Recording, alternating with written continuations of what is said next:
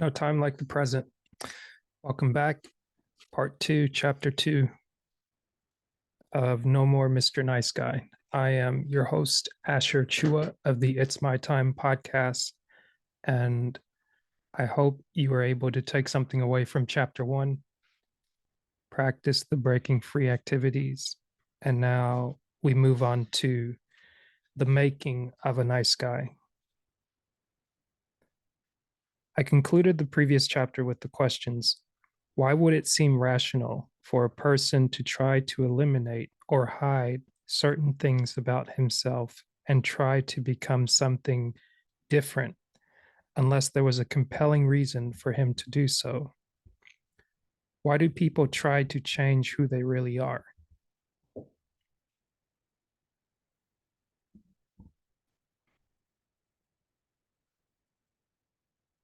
After spending years examining the nice guy syndrome from every possible angle, there's only one answer. This question that There's only one answer to this question that makes sense. Because it does not feel safe or acceptable for a boy or a man to be just who he is. Becoming a nice guy is a way of coping with situations feel where it does not feel safe or acceptable for a boy or man to be just who he is. Furthermore, the only thing that would make a child or an adult sacrifice oneself by trying to become something different is a belief that being just who he is, it must be bad or a dangerous thing. The only thing that would make a child or an adult sacrifice oneself by trying to become something different is a belief that being just who he is must be a bad or dangerous thing. The premise of this book is that during these formative years, all nice guys receive messages from their families and the world around them that it was not safe, acceptable, or desirable for them to be who they were, just as they were. And so did the nice guys, and so breathe. So, how did the nice guys receive these messages? And why did they respond to them in the way they did?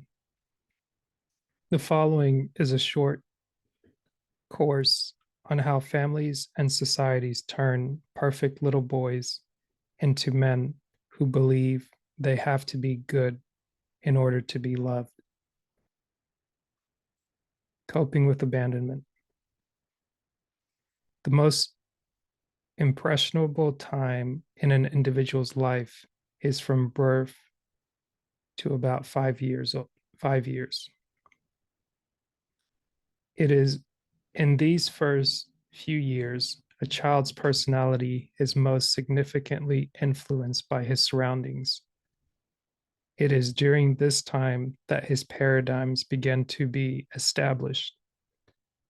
Since the strongest influences during this time are usually a child's parents and extended family, this is where we must begin our examination of the origins of the nice guy syndrome.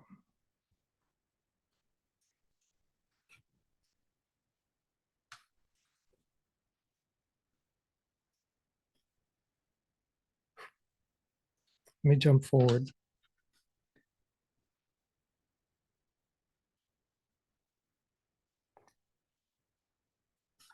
Toxic shame is not just a belief that Toxic shame is the belief that one is inherently bad, defective, different, or unlovable. Toxic shame is not just a belief that one does bad things. It is a deeply held core belief that one is bad. Survival mechanisms. As a result of these abandonment experiences and faulty interpretations of these events, All children develop survival mechanisms to help them do three very important things: try to cope with the emotional and physical distress of being abandoned, try to prevent similar events from happening again, try to hide their internalized toxic shame or perceived badness from themselves and others.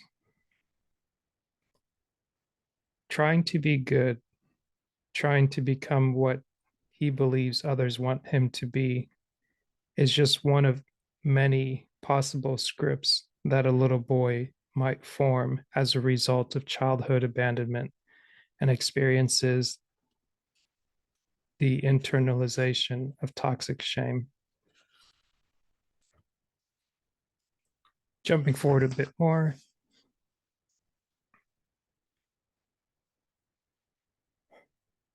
Childhood Development 101. There's a lot in here. I want to highlight mainly a few points to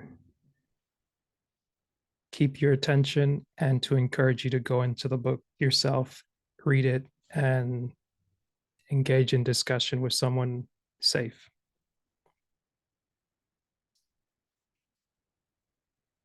To help us connect the dots and see how three very different childhood experiences could create three men with very similar life paradigms, it is helpful to do a quick review of the childhood development principles presented earlier in this chapter. All children are born totally helpless. A child's greatest fear is abandonment. All children are ego-centered. All children have numerous abandonment experiences when their needs are not met in a timely and judicious manner. When a child has an abandonment experience, he always believes he is the cause. This naive interpretation creates toxic shame, a belief that he is bad. Children develop survival mechanisms to cope with their abandonment experiences, to prevent the experiences from happening again, and to hide their badness from themselves and others. These childhood survival mechanisms reflect the child's inherent powerlessness and naive view of himself and the world. We're getting through. We're getting through.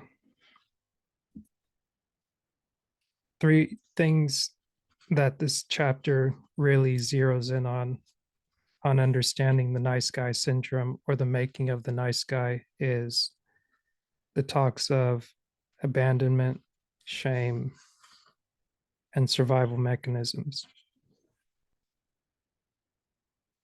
Put another way, something happens to you, you don't necessarily know how to deal with. The shame is how you feel a type of way about it. And then survival mechanisms are inept tools that we use to fix the problem and keep the problem from happening again.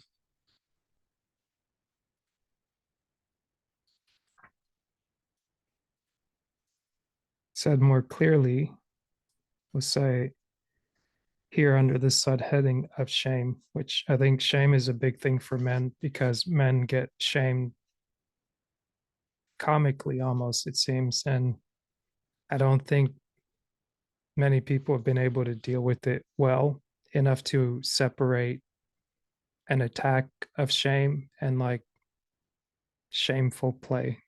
I don't even know if that's a thing, but here's the last little bit for this section of chapter 2. Regardless of whether they are abused, abandoned, neglected, shamed, used, smothered, controlled, or objectified, all nice guys internalize the same belief. It was a bad or dangerous thing for them to be just who they were.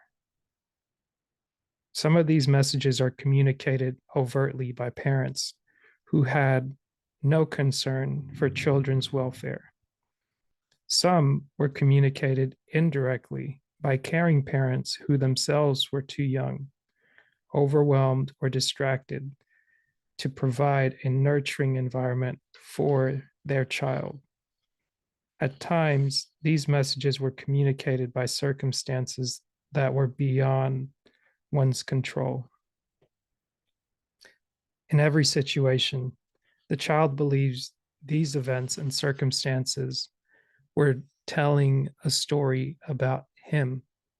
He believed there was something about him that caused these things to happen. Using childlike logic, he concluded, there must be something wrong with me because fill in the blank. And he lists a couple of examples here, but I want to jump to the end point here.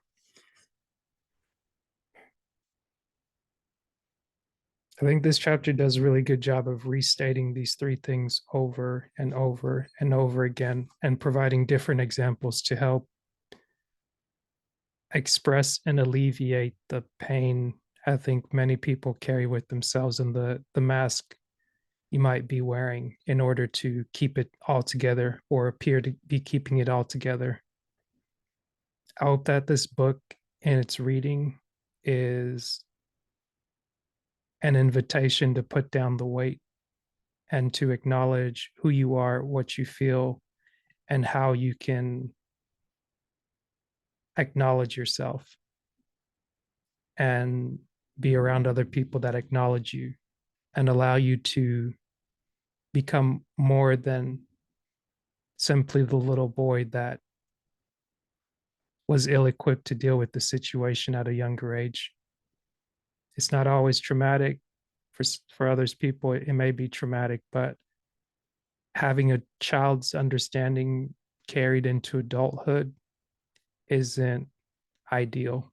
This isn't a savant we're talking about. In growing up takes time. Even if you're a 16-year-old among 21-year-olds, like there's still a life that they've lived that a 16-year-old will simply not know. And whether it's the social skills or knowing how to put things in their place in order to address them when they need to be addressed.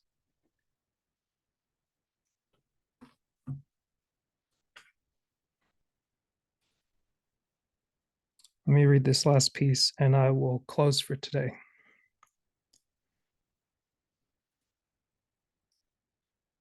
As a result of their childhood abandonment experiences and the inaccurate interpretations of these events, all nice guys develop survival mechanisms to help them do three very important things: try to cope with the pain and terror caused by their abandonment experiences, try to prevent these abandonment experiences from occurring again, and three, try to hide their toxic shame from themselves and others. For nice guys, these survival mechanisms take the form of the following life paradigm.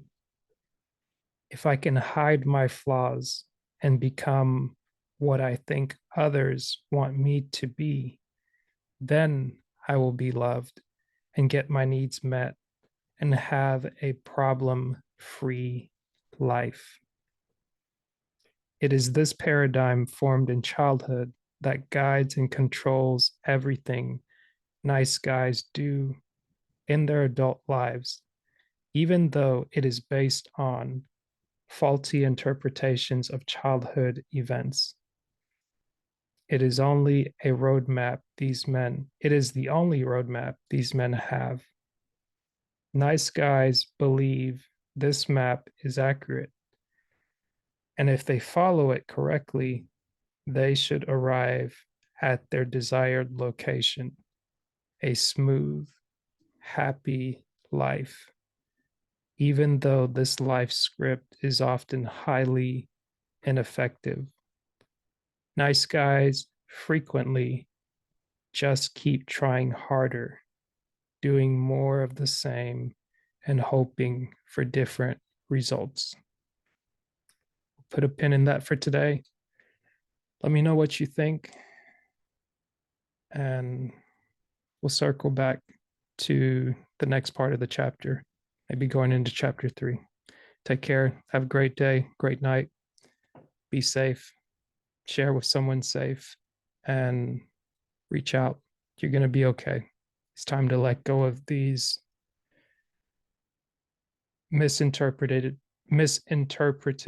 notions that we've built up as children, and now we can let go of as adults, knowing different. Thank you.